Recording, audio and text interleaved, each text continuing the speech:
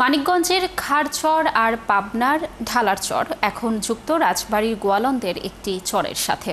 এই তিন চরাঞ্চলে বসবাস করে অন্তত ২০০ পরিবার। ৩ জেলার শেষ প্রান্তে হওয়ায় এখানকার খোঁজ রাখে না কেউ। নেই বিদ্যুৎ, নেই সড়ক, নেই হাসপাতাল। একটি বিদ্যালয় রয়েছে, তাও ১০ কিলোমিটার দূরে।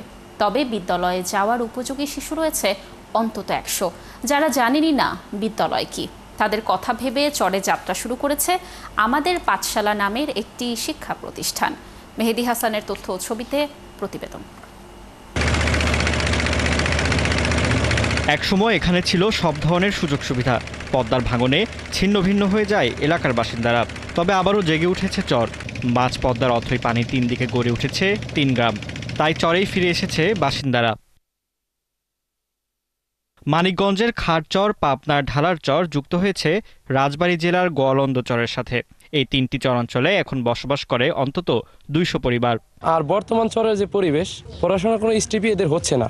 যার দরুন এখন একটা স্কুল হলো, স্কুলের মাধ্যমে আমরা আশা করি আমাদের পড়াশোনার উন্নতি হবে এবং শিক্ষার হার বৃদ্ধি পাবে। এপাশে রাজবাড়ী জেলা, এপাশে পাবনা জেলা, আর এইটা হলো মানিকগঞ্জ জেলা।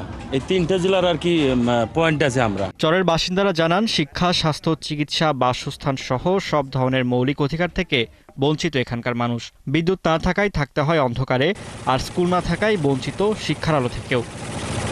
আমাদের এই চরের ভিতরে কমপক্ষে ১০ থেকে ১২ কিলো হাঁটিয়া স্কুল যাইতে হয়। কারেন্ট নাই, স্কুল নাই, মাদ্রাসা নাই, আপনার চিকিৎসার কোনো ব্যবস্থা নাই। একটা রুগী ডাক্তার হলে ৩ মাইল সাঙারি করে নিয়ে যাওয়া, তারপর আমরা ডাক্তারের খোঁজ পাবো, রাস্তাঘাট পাবো। সোশ্যাল মিডিয়ার কাজ করা একদল মানুষের নজরে আসে এই এলাকাটি।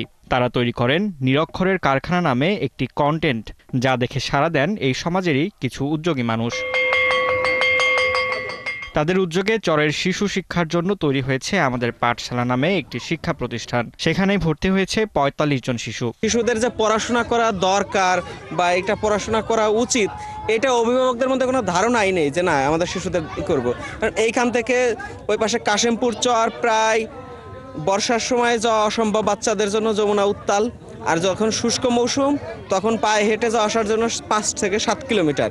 আমাদের পাঠশালার মূল উদ্যোক্তা, সাংবাদিক ও কন্টেন্ট ক্রিয়েটর মহসিনুল হাকিম জানান, অন্ধকার থেকে এই শিশুদের বের করে আনতে এমন উদ্যোগ। ভাবলাম যে যতটুকু গেছে, এখন যে কটা বাচ্চা আছে অন্তত ক্লাস 1-এ যাতে ভর্তি হতে পারে।